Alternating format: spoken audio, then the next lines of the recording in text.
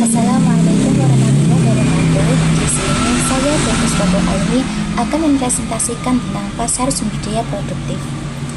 Yang pertama adalah pengertian pasar sumber daya produktif. Pasar sumber daya produktif adalah pasar yang mempertemukan pihak yang membutuhkan faktor produksi dengan pihak yang memiliki faktor produksi.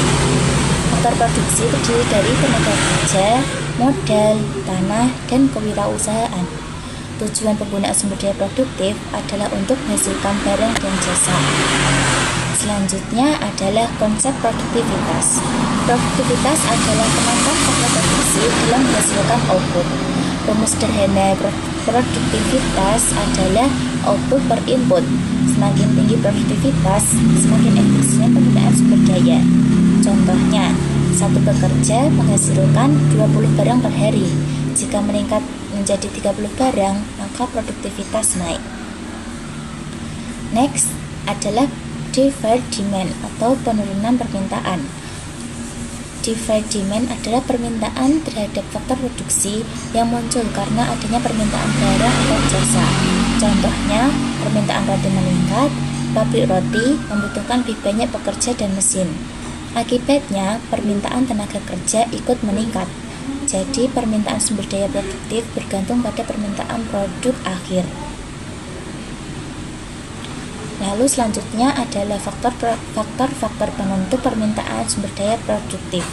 Beberapa faktor yang mempengaruhi permintaan sumber daya produktif adalah: 1. Permintaan terhadap barang atau jasa. 2. Produktivitas tenaga kerja. 3. Harga faktor produksi. Yang keempat, kemajuan teknologi.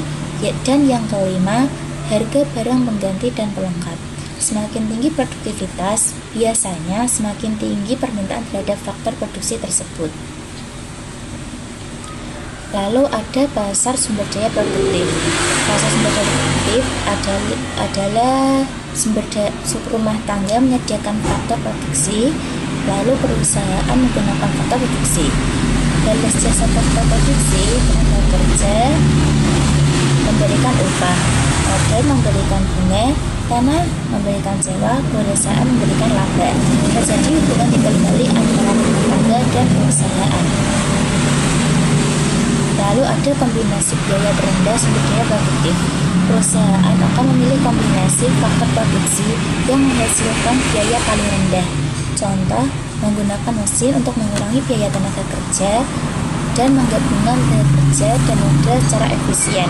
Tujuannya adalah untuk meminimalkan biaya produksi dan memaksimalkan keuntungan. Teknologi dalam sumber daya produktif untuk membantu meningkatkan efisiensi produksi. Dampak teknologi itu ada produksi lebih cepat, mengurangi biaya produksi, meningkatkan kualitas barang, dan mengurangi penggunaan tenaga kerja tertentu. Contoh, mesin otomatis di pabrik dan penggunaan komputer dalam administrasi. Kesimpulannya adalah pasar sumber daya produktif berkaitan dengan penggunaan faktor produksi. Permintaan faktor produksi bersifat direct demand.